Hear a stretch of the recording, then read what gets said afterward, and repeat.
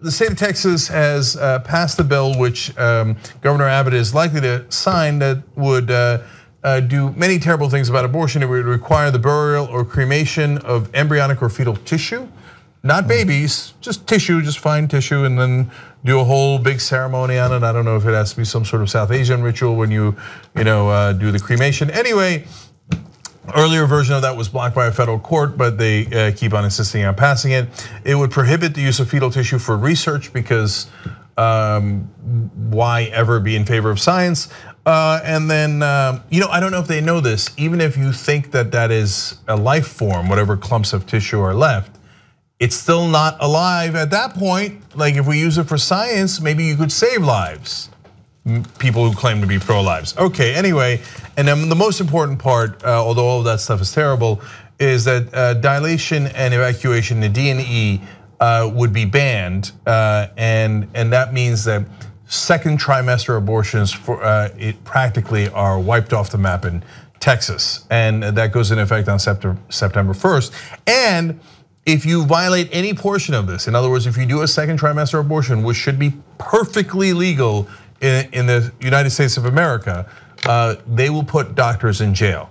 And not only that, it's written so broadly that it might apply to other citizens who helped facilitate an abortion, meaning if you help drive someone to the clinic, they could put you in prison. Or if you're a receptionist who booked a procedure, even a bank teller who gave you the money that they didn't even know you were going to use for that, should be, according to the Supreme Court, a perfectly legal procedure in America, and that exposes you to being put in jail in Texas starting September 1st. When it comes to the bills having to do with abortion, the new abortion restrictions, and when they had all the bills trying to stop same-sex marriage, you always see these sorts of, like, it's not a mistake from their point of view, but just incredibly vague language, because they're just in such a rush to pass these sorts of things, to make clear to their voters how much they despise these different groups, that they don't care about the actual language, because it's not about health, it's not about safety and all of that. It's about making a statement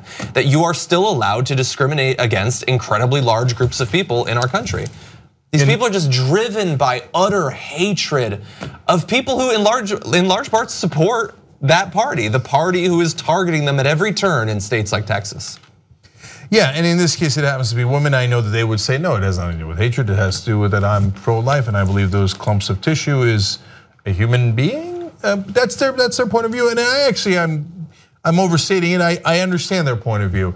But so if you vote for a Republican, understand that they will continue at all turns to do this. So, and they will chip away at your abortion rights. So if you live in Texas, if this holds up in court, you no longer have the same rights as everyone else in the country. Now all of a sudden you can only have an abortion in the first trimester. And God help you if you tried to help anyone or you were anywhere near that line, right? We don't know where that line is exactly as to where the first trimester ends, and then in which case you're literally going to be sent to prison in Texas. So that's the ramification of voting Republican. And some people are super comfortable with that. And if you're not, then be careful. Very quickly, this could end up in federal court very quickly, since it's interpretation of Roe versus Wade, and ultimately at every step of the way, the chances are now far greater that it will be upheld, because those federal judges who will hear it, many of whom are now going to be appointed by Donald Trump and approved by the Republican Senate. And that is another giant consequence of what happened in November.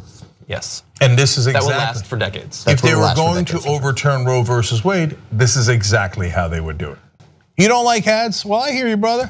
Did you know that you can become a Young Turks member, get the full 2-hour show every day on demand, plus so many other network shows, all ad-free for just $10 a month?